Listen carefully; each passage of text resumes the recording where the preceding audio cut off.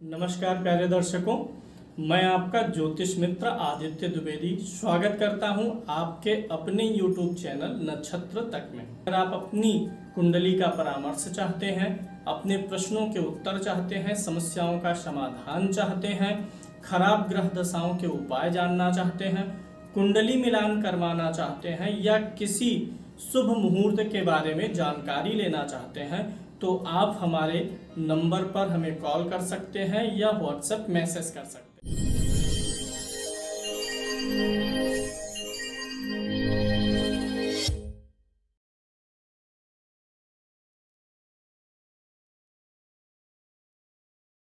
आज हम बात करेंगे किस भाव से किस अंग का विचार होता है। रोग ज्योतिष में इसकी बहुत अधिक जरूरत पड़ती है। राशि से अंग का विचार, भाव से अंग का विचार और किस ग्रह से किस अंग का विचार होता है। इन तीनों को जानने के बाद आप डिसाइड कर सकते हैं कि आपकी कुंडली में प्रॉब्लम कहाँ है, किस अंग में है।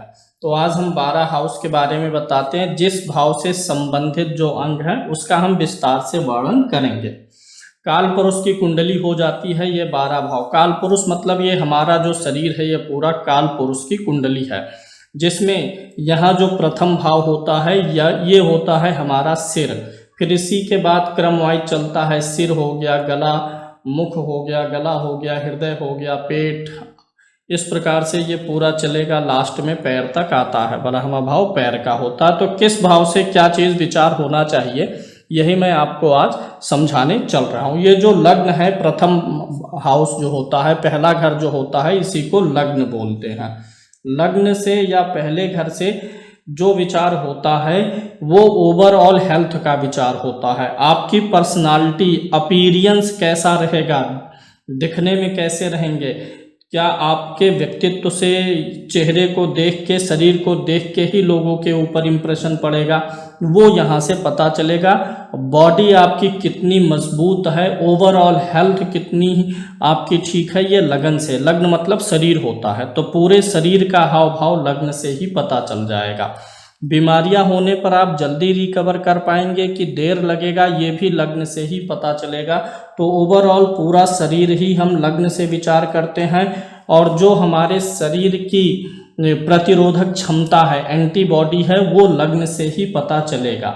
सिर से संबंधित कोई समस्या है, सिर हो गया, मस्तिष्क के अंदर ब्रेन हो गया, माइंड हो गया, और यही बालों का भी हाल होगा, बाल का विचार इसी से करेंगे। और यहाँ अगर आपका पहला घर जो है अच्छा है तो आपका ओल्ड एज जो है वो भी इसी से विचार करेंगे। ओल्ड एज में हेल्थ कितनी रहेगी, और शरीर की जो स्ट्रेंथ है, बल है, उसका विचार इसी भाव से करेंगे। और वही एक चीज़ जो फ्रीडम फ्रॉम इलनेस, बीमारी से कितनी जल्दी छुटकारा मिल सकता है, वो हम लग्न से विचार करते हैं। यानी लग्न से ओवरऑल तो पूरी बॉडी का ही विचार होगा, लेकिन स्पेशली जो ये वाला भाग है आपका, ये विचार होगा। सिर का विचार, सिर पे बाल हैं, बालों का विचार, उसके अंदरूनी नसें जो हैं, बुद्धि जो है, ये सारी चीज़ें विचार आप लग्न से कर सकते हैं। शरीर का जो सबसे ऊपर का हिस्सा है, जो पूरे शरीर को कंट्रोल करता है, ब्रेन, वो हो गया आपका लगन हो गया। सेकंड हाउस से, द्वितीय भाव से क्या क्या विचार करेंगे। पहली चीज, सेकंड हाउस आपके चेहरे का है, चेहरे का विचार इसी से होगा। आंखों का विचार इसी से होता है। आंख का विचार दूसरे भाव से होता है, यहाँ पर एक स्पेशल ट्रिक है। और 12वें भाव से भी आंख का विचार होता है, दूसरे भाव से और 12वें भाव से आंखों का विचार होगा। अगर पुरुष की कुंडली है तो दूसरे भाव से दाईं आंख का विचार करेंगे और बाईं आंख का विचार 12वें भाव से करेंगे। स्त्री की कुंडली है तो द्वितीय भाव से वाम आंख यानी लेफ्ट आई, और 12वें भाव से राइट आई का विचार स्त्री की कुंडली में होगा। पुरुष की कुंडली में इसी के उलट हो जाता है। आपका ये जो एरिया है ये मुख का है, यानी मुख से संबंधित, दांत मसूड़ों से संबंधित, तालू से संबंधित कोई रोग बीमारी है, दांत मसूड़ों से है, तो आपको सेकंड हाउस देखना पड़ेगा। फेस जो है, चेहरा जो है, उस पर अगर कोई प्रॉब्लम है, पिंपल्स वगैरह की भी बात कर सकते हैं। फेस जो है वो इसी सेकंड हाउस से विचार होगा, राइट आई होगा, जीभ दांत का हो जाएगा, और जो भी ऑरल से संबंधित है सब इसी में आ जाएगा। नेल्स भी इसी में आएंगे। नेल्स मतलब नाखून का भी विचार इसी भाव से होना है। नाखूनों में कोई प्रॉब्लम है तो यहीं से देखेंगे, और इसके साथ साथ अंगुलियों का भी विचार यहाँ से होना है। तृतीय भाव से क्या विचार करेंगे इसके बारे में भी देख लेते हैं। जो आपका नाक का एरिया है, कान है, गला है, नाक कान गला, इसका विचार यहीं से होगा। नाक कान गले का विचार थर्ड हाउस से होगा। कंधा जो है उसका विचार इसी से होगा। शोल्डर्स जो हैं आपके, उसका विचार यहीं से होगा। इसी से जो श्वास नली है उसका भी विचार होना है। श्वास की नली, कुछ लोगों को दमा वगैरह की शिकायत होती है, ठंडियों में उनको ज़्यादा प्रॉब्लम होती है, तो थर्ड हाउस देखना चाहिए। श्वास नली हो गई, ब्रीदिंग हो गई, ब्रीदिंग से संबंधित कुछ भी हो गया। भोजन नली जो हो गई, भोजन नली और श्वास नली दोनों एक ही होता है, तो अगर श्वास का विचार करेंगे श्वास नली का, तो भोजन नली का भी विचार इसी से करते हैं। और जो हाथ का पहला भाग है, फर्स्ट पार्ट ऑफ हैंड, उसका भी विचार इसी से करते हैं। इसी से जो है थायराइड से संबंधित अगर कोई प्रॉब्लम मनुष्य के शरीर में है तो उसका भी विचार यहीं से किया जाएगा। थायराइड जो ग्रंथि होती है, गले में होती है ना थायराइड ग्रंथि, कुछ लोगों को घेघा उघा निकल जाता है, यहाँ पे बढ़ जाता है मांस, तो वो यही भाव है। तो थायराइड जो गले की है वो ठीक तरीके से चल रही है, थायराइड का लेवल ठीक है, वो भी इसी थर्ड हाउस से ही विचार किया जाएगा। फिजिकल ग्रोथ ऑफ बॉडी, शरीर की भौतिक विकास को भी इसी भाव से देखेंगे। और ये जो है अगर हम देखें मानसिक रूप से तो व्यक्ति के डर और भय को या वीरता को बताता, तो थर्ड हाउस अच्छा होगा तो व्यक्ति के अंदर डर और भय कम रहेगा, अन्यथा डर और भय भी रहेगा। फोर्थ हाउस से हम क्या विचार करते हैं, शरीर के अंगों की बात कर रहे हैं, तो फोर्थ हाउस से हम हृदय का विचार करेंगे, हार्ट का विचार इसी से करेंगे। लंग्स जो है फेफड़ा, फेफड़े का विचार इसी से करेंगे। लंग्स का विचार इसी से हो जाएगा। जो छाती है आपकी, सीना, उसका विचार इसी से करेंगे, फोर्थ हाउस से ही विचार करेंगे चेस्ट का। और इसी से ही आप विचार करेंगे ब्लड का, खून का, रक्त आपके शरीर में कैसा है उसका भी विचार इसी फोर्थ हाउस से होना है। यानी एक ये जो शरीर का मेन पार्ट है, हृदय हो गया, फेफड़ा हो गया, और एक ब्रेन माला हो गया, तो ब्रेन यहाँ से हो गया, और ये चौथा भाव भी बहुत महत्वपूर्ण हो जाता है। पांचवें भाव से क्या क्या विचार होगा इसको भी देख लेते हैं। जो पेट का निचला हिस्सा है उसका विचार करेंगे। पेट का निचला हिस्सा, किसी की तोंद निकली हुई है, पेट निकला हुआ है, तो उसका भी विचार यहीं से होता है। पेट कितना निकलेगा, कितना बड़ा रहेगा, उसका विचार पेट का निचला हिस्सा भी इसी से देख लेंगे। इसके अलावा ऊपर वाला हिस्सा, पूरा ओवरऑल पेट इसी से देख सकते हैं। गाल ब्लैडर जो होता है, पित्त की थैली जिसको बोलते हैं, उसको भी इसी से देखेंगे। पित्त की थैली इसी से देखी जाएगी। कुछ लोगों का गाल ब्लैडर निकालना पड़ जाता है तो फिफ्थ हाउस को उसमें देखना चाहिए। जो लीवर है आपका, जिगर है, उसको भी इसी फिफ्थ हाउस से ही देखेंगे।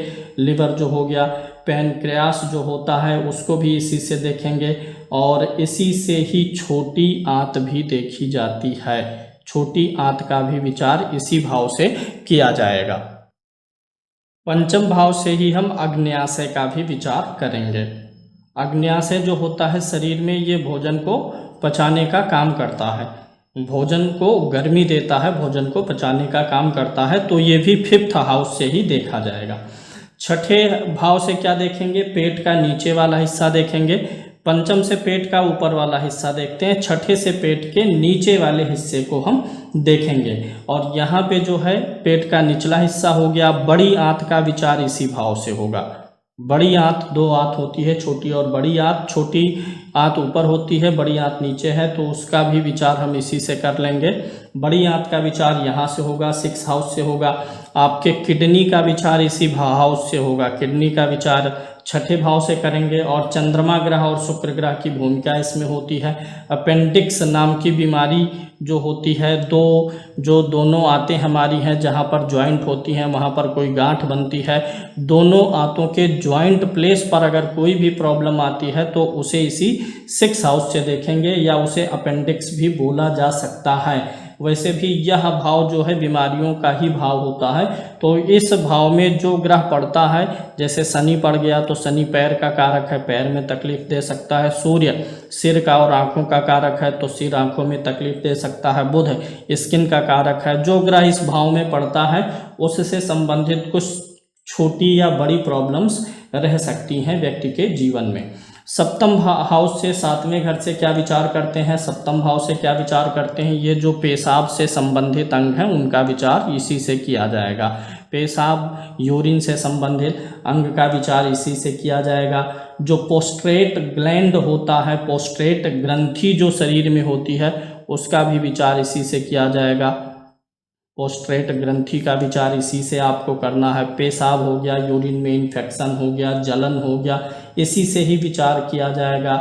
गर्भाशय जो हो गया व्यक्ति का, स्त्रियों की कुंडली में गर्भाशय का विचार इसी भाव से किया जाएगा।